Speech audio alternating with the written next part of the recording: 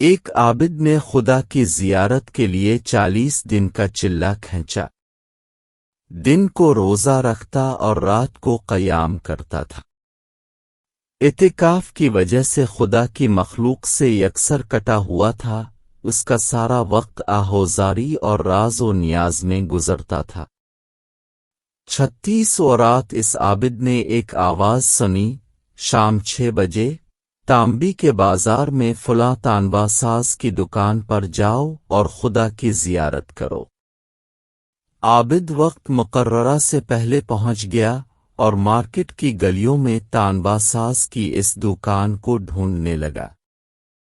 وہ کہتا ہے، میں نے ایک بوڑھی عورت کو دیکھا جو تانبے کی دیگچی پکڑے ہوئے تھی اور اسے ہر تانبا ساز کو دکھا رہی تھی۔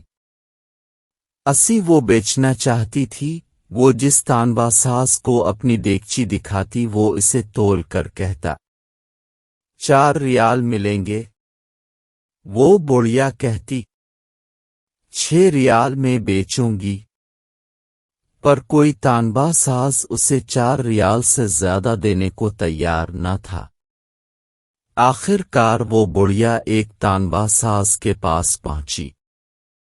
تانبا ساز اپنے کام میں مصروف تھا۔ بوڑھے عورت نے کہا، میں یہ برتن بیچنے کے لیے لائی ہوں اور میں اسے 6 ریال میں بیچوں گی، کیا اب 6 ریال دیں گے؟ تانبا ساز نے پوچھا، 6 ریال میں کیوں؟ بوڑھی عورت نے دل کی بات بتاتے ہوئے کہا، میرا بیٹا بیمار ہے، ڈاکٹر نے اس کے لیے نسخہ لکھا ہے جس کی قیمت 6 ریال ہے۔ تانبا ساز نے دیگچی لے کر کہا، ماں یہ دیگچی بہت عمدہ اور نہایت قیمتی ہے۔ اگر اب بیچنا ہی چاہتی ہیں تو میں اسے 25 ریال میں خریدوں گا۔ بوڑھی عورت نے کہا، کیا تم میرا مذاق اڑا رہے ہو؟ تانبا والے نے کہا، ہرگز نہیں، میں واقعی 25 ریال دوں گا۔ یہ کہہ کر اس نے برتن لیا اور بوڑھے عورت کے ہاتھ میں 25 ریال رکھ دیے۔ بوڑھی عورت بہت حیران ہوئی، دعا دیتی ہوئی جلدی اپنے گھر کی طرف چل پڑی۔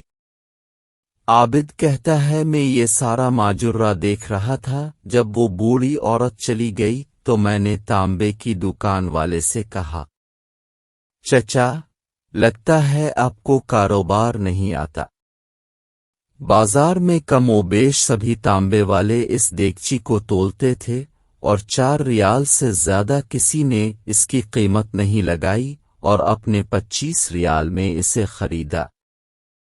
بوڑھے تانبا ساز نے کہا، میں نے برتن نہیں خریدا ہے، میں نے اس کے بچے کا نسخہ خریدنے کے لیے اور 1 ہفتے تک اس کے بچی کی دیکھ بھال کے لیے پیسے دیے ہیں۔ میں نے اسے اس لیے یہ قیمت دی کہ گھر کا باقی سامان بیچنے کی نوبت نہ آئے۔ عابد کہتا ہے، میں سوچ میں پڑ گیا۔ اتنے میں غیبی آواز آئے، چلہ کشی سے کوئی میری زیارت کا شرف حاصل نہیں کر سکتا۔ گرتے ہوئے کو تھامو، غریب کا ہاتھ پکڑو، ہم خود تمہاری زیارت کو آئیں گے۔